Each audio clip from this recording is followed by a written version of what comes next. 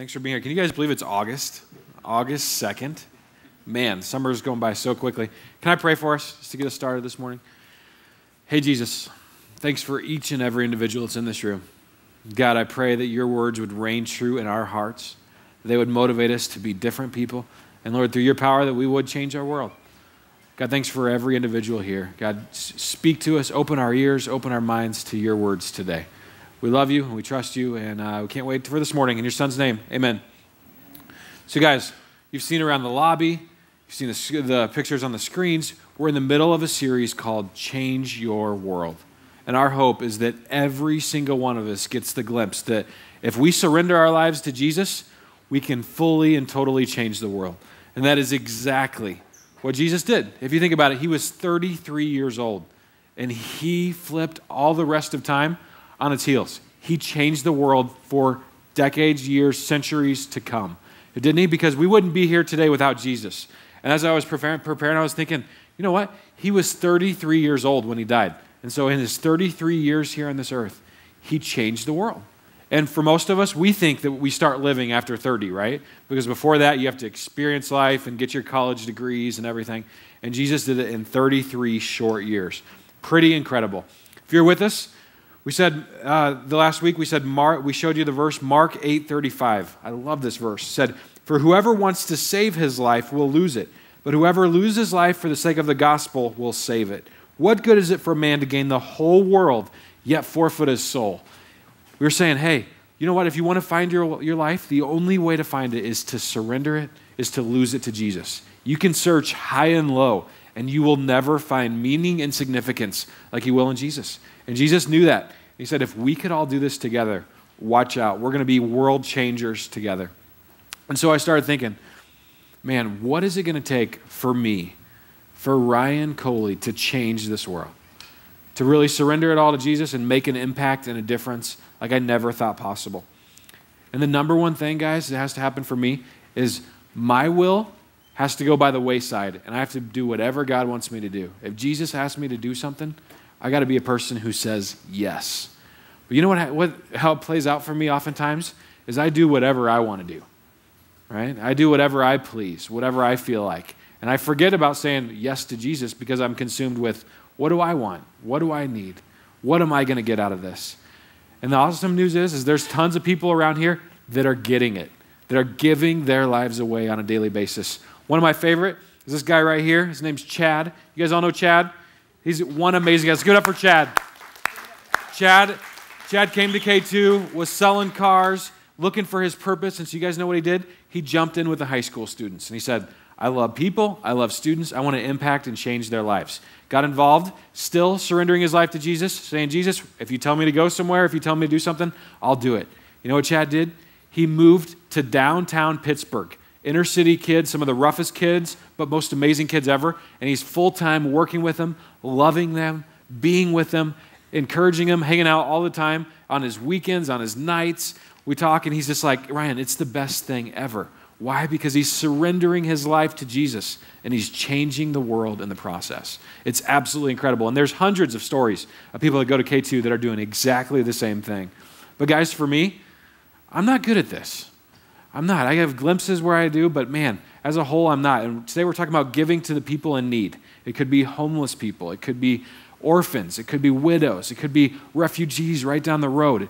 It doesn't matter. It's about having the right heart and the right motive to give to those in need. I'm going to tell you guys a couple of things that I do that I'm embarrassed to tell you about, but I do on a daily basis, weekly basis. So there's a gas station right here, Chevron, 21 South and like 3rd or 4th West.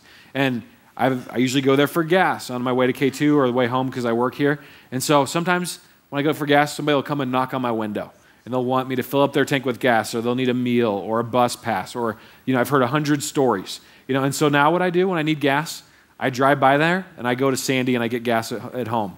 And I'm a jerk. I realize that, and I'm embarrassed about it. But that's just one of the things that I do because I'm like, I don't have time. I don't want to deal with this today. Sometimes, guys, I'll be going downtown with my wife. We'll be going out to eat or going to a jazz game or whatever. I'll take all the cash out of my wallet, leave it in the car or leave it at home, and then I'll be walking down the streets, and people will say, hey, can I have $1? Can I have $5? Can I have $100? And I'll be like, oh, sorry, I don't have any cash. I only have credit card, do you take credit card? And we always have this like fun little banter about it. But I do it so I don't have to always give. Or it seems like every single week we have several people come to our door, at our home. They ring the doorbell, and they always have a great cause or buy this chocolate bar or do something in order to support these kids or this thing. And it's just overwhelming and daunting. And so sometimes, guys, I don't even answer the door. They're there, and I just let it go, and they ring it a couple times, and they're like, I know he's in there. One time I left the garage door open, but I didn't answer the door, and so I totally looked like the biggest jerk ever, and I was, rightfully so. But then what happens? I go to bed, or I'm watching TV, and the statistic that I know in my heart runs through my head is that 1 out of 7 people every single night go to bed hungry. 1 out of 7 go to bed hungry, and I'm heartbroken. I'm like, oh, I had a chance today, and what did I do? I blew it because I was so focused on me. I have this feeling that sometimes, guys, we as a society don't always give our lives away. There's people that do, but as a whole, we don't. We don't give our lives away in the way that we should. And here's a few of the excuses that we make from time to time. We say, oh, someone else will take care of it, right? I'm not qualified. I'm not trained. We'll let somebody else deal with it. I don't have time today. And in the process, we don't do it. The second one we do is we say, you know what? I don't make enough money to help people. If I help that kid at my front door, then I'm not going to be able to get this latest gadget or this book that I want, or I can't take my family out to dinner, or whatever it is. But we say, I don't make enough money. If I had loads of money, then sure, I'd help everybody who needed it. Or we say, you know what? I won't really make a difference. If I give this guy a meal, or I help this widow out, or this refugee, in the grand scheme of things, it's not really going to make any difference, any significance at all. So in the process, we handcuff ourselves, and we don't do a darn thing, right? Because we make excuses. We make excuses that prevent us from giving our lives away, from doing all that we can to help our brothers and sisters in need. And if you think about it, guys, we are great at taking care of ourselves, aren't we? Whenever we want something, what do? We scheme up ways to get it. We'll sell stuff on KSL. We'll barter. We'll trade. We'll ask our mom. We'll do whatever it takes, We're going to try to get the thing that we want. If that's the latest gadget or going out to dinner or to a movie or whatever, we're going to somehow finagle a way to do it. But when it comes to helping other people, if we don't have the resource or the time, we're just like, oh, not me today. And we just let it go by the wayside.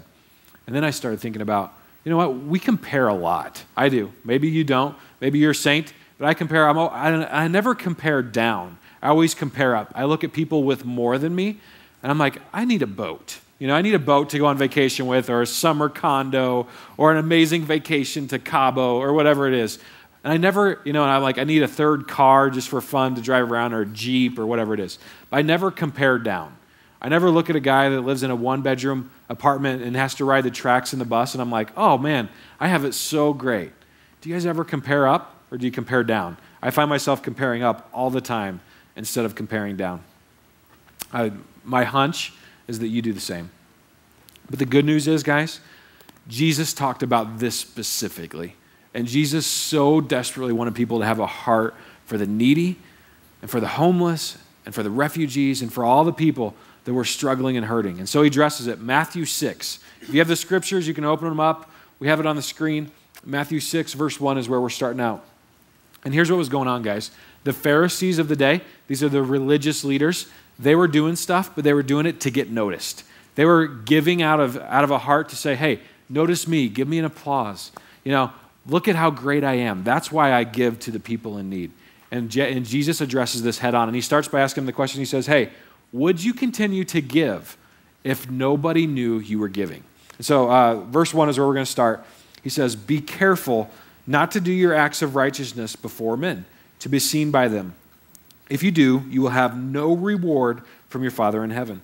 So when you give to the needy, do not announce it with trumpets as the hypocrites do in the synagogues and on the streets to be honored by men. I tell you the truth, they have received their reward in full. But when you give to the needy, do not let your left hand know what your right hand is doing, so that your giving may be done in secret.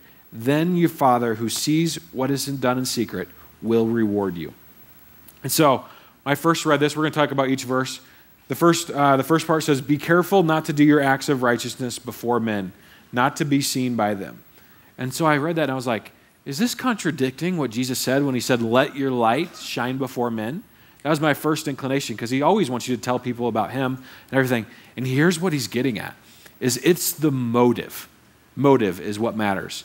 Not anything else, it's just the motive. So what's really going on in your heart when you give and when you do these things for the people? It reminded me of the widow's offering. I think it's in Mark 12 or 16, but this older lady is at the temple with Jesus, and she's giving her offering.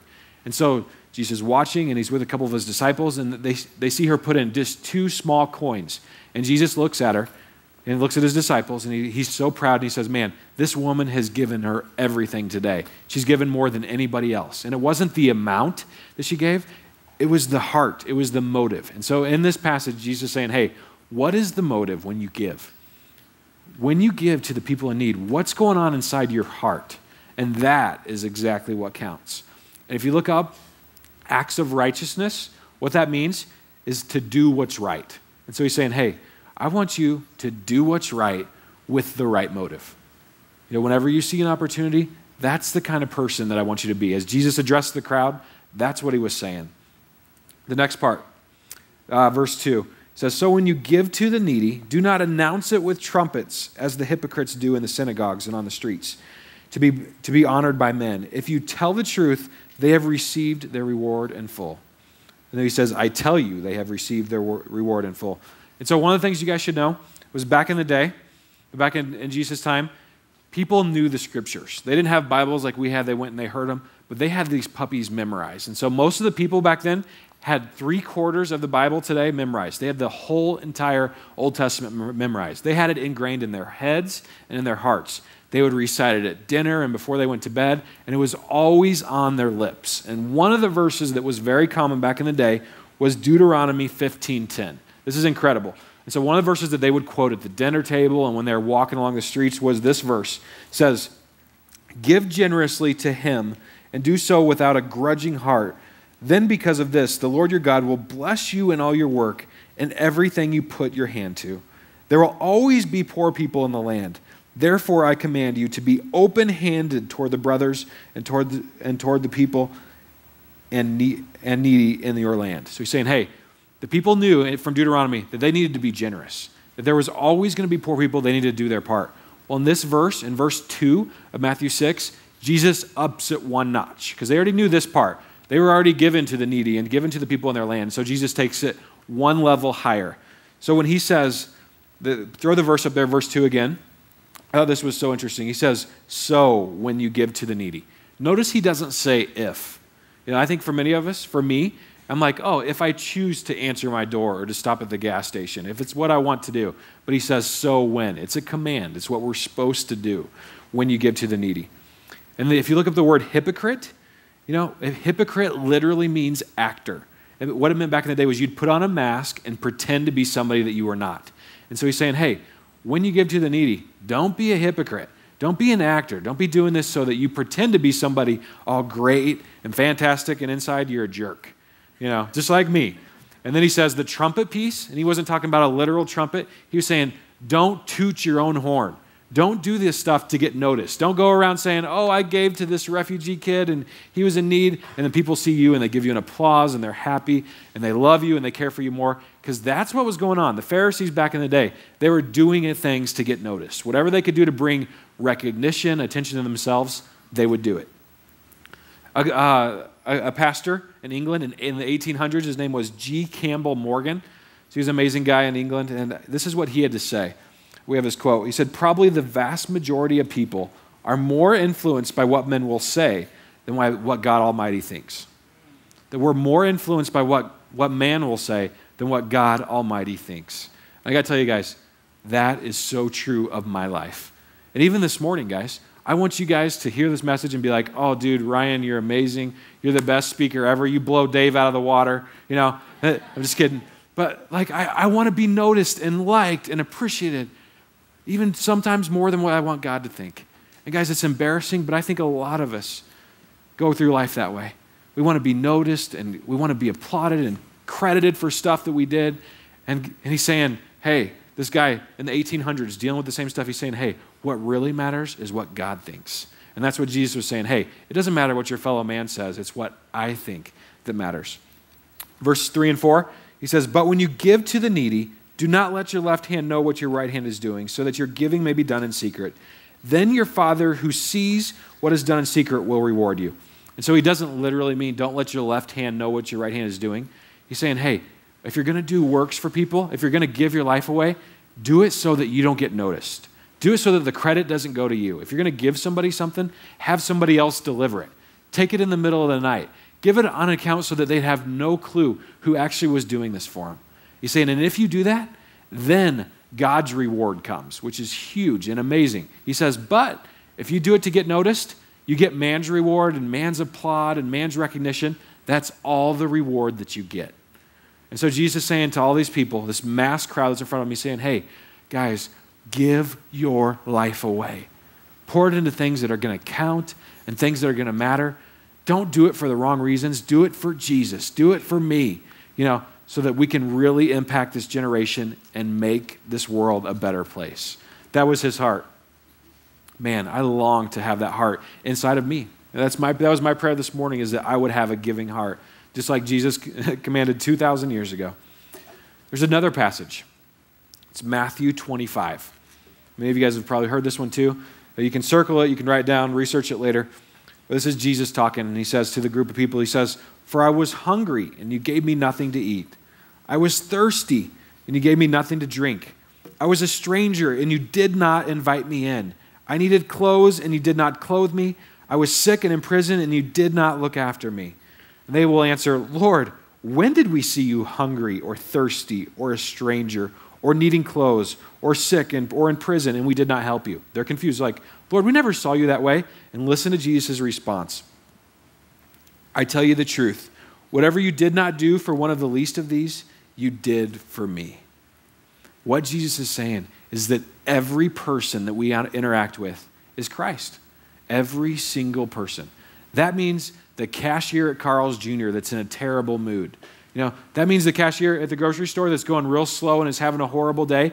How we interact with her is how we interact with Jesus. Or that family member that we just can't get along with no matter what. Or that guy at the gas station right here on 21 South that's knocking on my window saying, I need help, or I need a bus pass, or whatever it is. How I interact with them is how I would interact with Jesus. And that's what he's saying to the group of people. And so the greatest commandment in the whole world, you guys all probably know this, is to love the Lord your God with all your heart and all your soul and all your strength and all your mind. And you know what the second part is? Love your neighbor. And so what Jesus does in this verse is he connects the two. He says, by loving your neighbor, you're really loving God. And that's the kind of people that I want you to be. That's what Jesus was saying long, long time ago. And so this is tangible love. This is how we're supposed to live it out. And so my question for you and for me this morning is that if you actually saw Jesus starving, if you saw him standing on the side of the road, starving and needing help, what would you do? What would you do for him? My guess is you'd take off your shirt, guys, hopefully you have another shirt on underneath, or whatever. It's supposed to be funny, sorry. But my guess is if you saw Jesus starving, you would do anything you could to help, right? But what happens when we have people that are in need? We give them our clothes from the 1980s or our underwear with holes in them, right? And we're like, oh, we can give these to you. You may need them. Or if somebody needs a meal, we take them to McDonald's. Where if it was Jesus, we'd take him to P.F. Chang's, right? Because that's where you take anybody for a good meal. Or we'd make them the biggest steak ever. But people are in need all around us, and what do? We give them our leftovers or our tiny 13-inch TV we got in 1972. It's black and white, and we're like, here, I'm being generous. You can have this for your house. And we think we're doing a great and awesome thing. When actually, we have to give our best. And if you think about it, guys, God gave his best, didn't he? He had this amazing son. And he said, you know what? There's no greater love than to lay down your life. And that's exactly what Jesus did for us. It's been said that for God so loved the world that he gave. When we love something, we give. That's just the way that it goes. You can't love something and not give. And so, Jesus' heart was to say, let's give our lives away. Let's give to the people in need. Let's be people who change the world. Reminds me of a story for me I was in Los Angeles with 33 high school students a couple years ago. It was incredible. And so what happened was we took these students for a mission trip in Los Angeles, and we took them down to Skid Row. Skid Row is the poorest place in our nation. It's one of the places that you're walking through the streets, guys, and your heart is broken. You see child prostitution and drug deals, and there's shootings every hour. It gets so bad, guys, that once a year, police officers come, they blow a whistle, they take a bulldozer, and they clean up all the trash and needles and debris and condoms. And I mean, it is repulsive. And you just walk through the streets and your heart's broken and you're just crying. I'm with these students. I have a group of 4 or 5. And so we're walking around and we're checking out the city. And so we go to about 2 streets over is like part of the posh, nice side of Los Angeles. It's where the president stays when he comes. It's the home of the Disney Philharmonic. We have a picture of it. You guys have probably seen this in movies, commercials, all that stuff. $250 million to build this thing. Okay? And then 2 streets over, the poorest places in our country. And our students are walking through and they're like, there's something wrong here. This just isn't right. I'm like, guys, it's not. This is how sad our world actually is. And so one of the things we had to do as a task is we had to go and find out how much a 1-bedroom apartment was in downtown Los Angeles. So we do that. We walk into this room. It's not even that nice. Not great living conditions. $2,000 a month just for a 1-bedroom apartment. And then you have to pay utilities. And electric in California is like $300, $400 a month. And so you're just like, how in the world are people supposed to make it? I can't imagine paying $2,000 a month, just for rent. So we're walking through the streets. We walk up to the courthouse just a few streets away. We're walking along, and I see this marble bench, and I see a guy sleeping on it. I'm like, that cannot be comfortable. And so I walk up to him. I was like, hey, I just want to talk to you. What would possess you to sleep on a marble bench right in front of the courthouse? And so we have a picture of him. His name is Raymond. This is a guy. Awesome dude. The next picture, please. So we'll get it in a minute. There it is. So this is Raymond, the guy right in the center. And he's been sleeping on this park bench, on this marble bench, for 5.5 months. I'm like, Raymond, are you kidding me? I was like, this has to be the most uncomfortable bed ever. What are you doing? And he said, I got to tell you, Ryan, he goes, I've been on the streets since 1983 when his wife kicked him out of his house. He's like, I've tried to get jobs. I've tried to make it work. He's like, I just can't afford to live in Los Angeles. He's like, rent costs way too much. And I'm like, no stinking kidding. And so he has his one shopping cart. And so he carries all his possessions inside the shopping cart. Clothes, food, everything that he has and owns. Apparently it's illegal in the city of Los Angeles to have a shopping cart. And so police officers would come along and they would give him a ticket for having a shopping cart between $20 and $50. Here's a ticket, Raymond. And I think he had 20-some different tickets built up. And so some of the police officers would come and he'd be like, hey, look at all these tickets. Can you please take me to jail? I'll get a shower there. I'll get a bed. I'll get a hot meal. Please take me to jail. And the officers would just laugh, give him another ticket, and go about their business. And so Raymond said winter was coming. He didn't know what to do. And so he took his shopping cart and he ran it through the local check and go, ran it through their window. So then what happens? The alarm goes off. The police come. The police come and he's like, arrest me. Take me to jail. True story. So they take Raymond to jail. Raymond's in jail. He's getting his hot shower and his warm meal and his bed, and life is good. He said he was watching cable TV. He said one day he's watching cable TV with all the inmates, and the mayor of Los Angeles comes up. He comes up on the screen, and he says to the whole city of Los Angeles, hey, I have budgeted $250 million to reallocate to take the homeless population in downtown Los Angeles, move them out, okay, get them education and jobs and affordable housing. Raymond is ecstatic. He's like, sign me up today. And so he gets out of jail. Guess where the first place he goes is? The courthouse. He wants to talk to the mayor himself. He wants on that bill. He wants signed up. And so he's been waiting 5.5 months when we get there to be on this bill. And my team, guys, they're sitting there and they're like, are you kidding me? They're starting to realize how the world works, and how it's really not fair at times. And so one of the high schoolers goes, Ryan, let's go talk to the mayor. I'm like, okay, And so Villagrosa is his name, and so we walk in the courthouse and we're like, we're here to see the mayor. And apparently those are the right words to say, and so they're like, okay. And so they let us right in, walk through the metal detector, walk up to his office. His secretary's sitting there, and we're like, we're here to see the mayor. We want to talk to him about something. And she's like, unfortunately, the mayor is gone. It's like, he's in Sacramento today. She's like, but I could send down his right-hand man, his number 1 representative. Would you like to speak to him? And we're like, sure. And so we told him all about Raymond, We told him that Raymond was sleeping on the marble bench outside.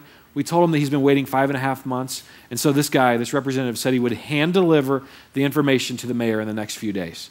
That he would do all that he can to get Raymond affordable housing and education and job.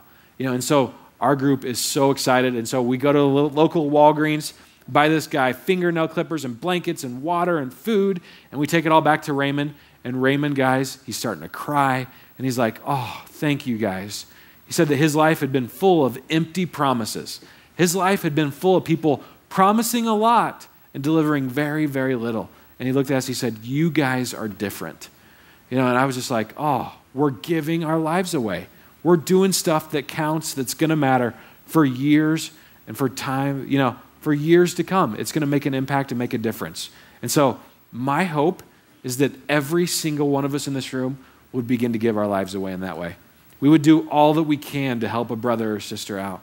If that's a refugee, if that's a homeless person, if that's a wealthy person who's struggling to make it. It doesn't matter who it is, but that's the kind of person I want to be. So there's people that are doing it. There's people that are giving their life away. And I want to tell you just about one. We had a group that was supposed to this year head to Honduras. And so it was going to be an awesome trip. They were stoked. They had great plans. And all of a sudden, Honduras hit a lot of trouble. There was trouble in the government with the president. And so the embassy said, hey, no traveling to Honduras. It's not safe. There were kids going. And so we said, all right, God, what do you have in store for us? So one of the things that we did this summer was we sent a team to, not to Honduras, but to Denver, Colorado to work with this ministry called Socks Place. Absolutely incredible. And so I didn't get to go on the trip, but we have Rebecca Green here who did get to go. So would you guys give it up for her? She's going to come up and tell us all about it.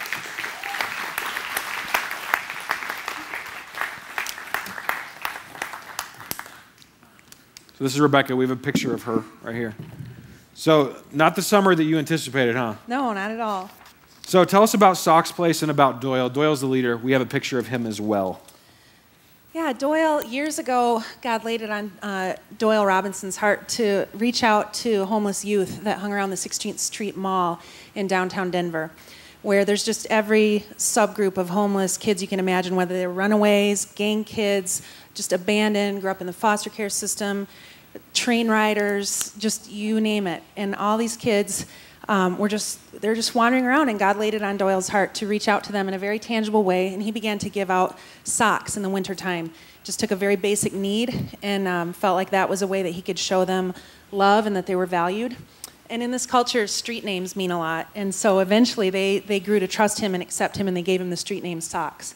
And years later, he was able to open Socks Place, which opened in 2002, where any homeless youth could drop in during the day, get a warm meal, get just love and affection and attention and a safe haven during the day. And that was Doyle's dream, and he was able to see that happen in 2002. 6 months ago, though, they needed to leave their location and moved into another building. So they had only been there 6 months at the time that we got there. Yeah. So what did you guys do when you got there? Well, when we talk about what we did, there's kind of two ways to look at that. Doyle was very much about being instead of doing, and he was very clear about that. And you could tell by the condition of this building.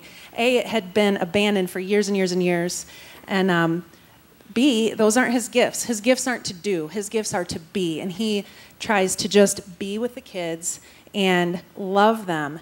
And so things like doing don't happen. So you'll see some before and after pictures.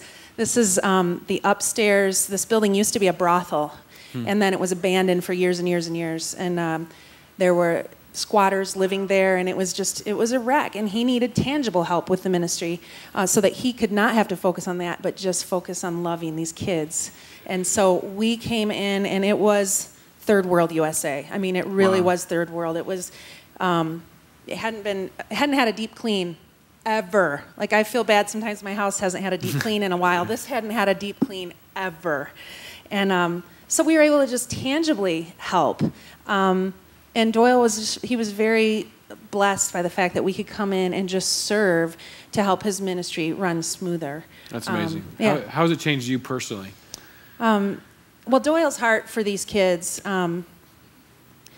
God just put it on his heart to be a father to the fatherless for these kids. And that doesn't always mean adopting 20, 30 children and having them in your home.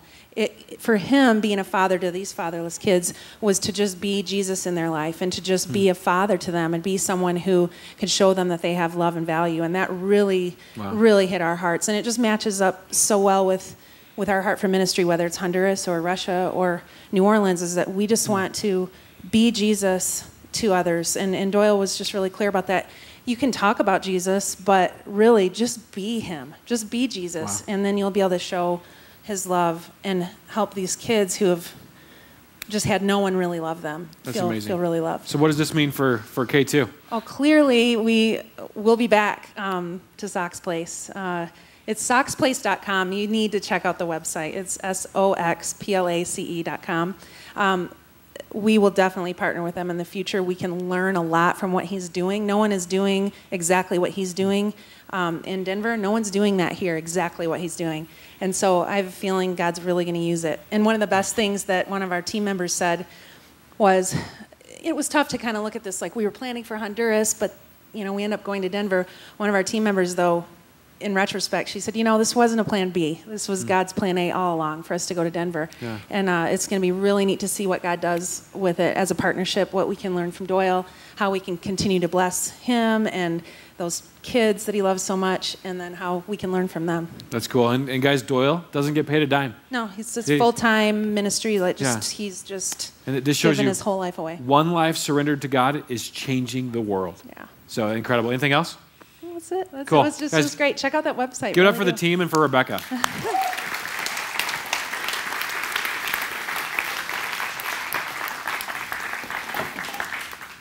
So guys, it's happening. It's happening with Chad. It's happening with Rebecca. I could tell you several other stories where it is too. But man, my hope is that every one of us in this room say, all right, I'm going to give my life away too. I'm going to do all that I can this next year. That would be an amazing year, wouldn't it? Man, if all of us said, I'm going to surrender my one life and I'm going to make this puppy count. Remember Andy and Christian said last week, are you going to tiptoe in or are you going to full on do a cannonball? And man, my hope for my little girl and for you and for me is that we do cannonballs in, that we make these babies count. So I was thinking, 100 years from now, 2109, what's going to matter? What's going to matter? It's not going to have mattered how much money was in retirement, what kind of car we drove, what kind of cell phone you had, none of that stuff, how big our houses were, where we went on vacation. But man, what's going to matter is the impact on people's lives that we have, right? The students that we love, the students that begin to have a father that they never had like Doyle is doing, the kids in Pittsburgh, that someone knows their name and is there for them at high school graduation, that's the stuff that's going to matter. Not any of the stuff that I often care about. And so, man, I feel like I need to reprioritize my life sometimes. People are watching us. They're watching us to say, hey, what are they doing with their one life? And they'll follow accordingly, especially if you have kids. They're watching you to say, hey, what are my mom and dad doing with their one life? Are they really investing in things that are going to count and things that are going to matter? Are they really changing the world? And so maybe you're here this morning and you'd say, you know what? My life is focused on me. My life is all about what I want when I want it. If that's you this morning, my hope is that you would find a place to get plugged into this next year. That this year could be a turning point for you where you could begin to give your life away. Maybe it's something here at K2. Maybe it's something in this city.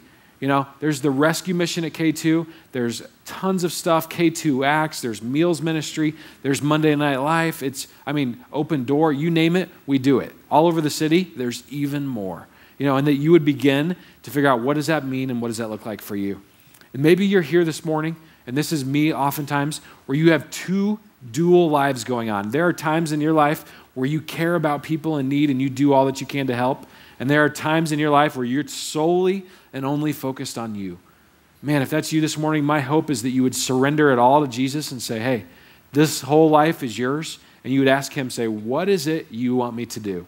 And as soon as you know, you'd be a person who takes someone with you and you go and you do it. And maybe you're here this morning and you're already giving your life away. You're doing all you can to impact the generation, next generation, or whoever it might be. Man, my thought to you is do not give up. When you feel like quitting, when you feel like you don't get noticed or recognized or applauded, keep it up. That's the kind of people that we need to be. And so K2, Imagine if every single one of us in this room said, I'm going to make my life count this year. I'm going to do something that's going to last. I'm going to build into eternity. I think this whole city would look a lot different than it does right now. We may put an end to homelessness, or we may help equip the refugees, or widows and orphans would have a place, or the wealthy would be whole again. Wouldn't that be amazing? And if all of us sold out to do that, we'd flip this city upside down. And wouldn't it be cool if people knew all across the nation that Salt Lake City was a place to go get hope and help, and to get jobs and educated and affordable housing? Wouldn't that be absolutely incredible? And that 1 out of 7 people go hungry at night? Not in Salt Lake City. And as a result of K2, it is not happening. And look, the 12 disciples, the 12 guys who follow Jesus, what do? They flipped the world upside down. We would not be here today without their efforts for taking the gospel to the ends of the earth. Man, if every one of us here said, I'm going to do the same thing with my life, watch out, world. Watch out, Salt Lake City. Band, you guys can come up. And so, our eyes need to be open to what's really going on in our city. Our hearts need to be open to, hey, what are the needs going on that I can do something about? And then we need to be people who just do it. And so during this next song, has amazing words. It's by Brandon Heath, one of my favorite songs the last several months. I want you guys to listen to the words. I want you to have a dialogue with Jesus and say, who does my heart need to break for? What do you want me to do? Close your eyes, reflect, and say, what are the needs going around that I fail to miss every day of my life? And then, man, once you know, go and do it. Take someone with you. And again, we do it not to get praised by mankind, not so that we talk about Chad or socks or anything like that, but man, so that our Father in heaven gets all the glory. And when we do that, the reward is going to be huge someday. And we're also going to take our offering, and this is just one more way we can give back. Like the widow, who gave all that she can with the right motive and the right heart. That's my heart for every one of us today, is that we would give to a God who generously gives to us. We would give back in abundance and gratitude and the right heart and the right attitude. So we're going to do that too. So close your eyes, soak in the song, and ask Jesus, what does this mean for me specifically?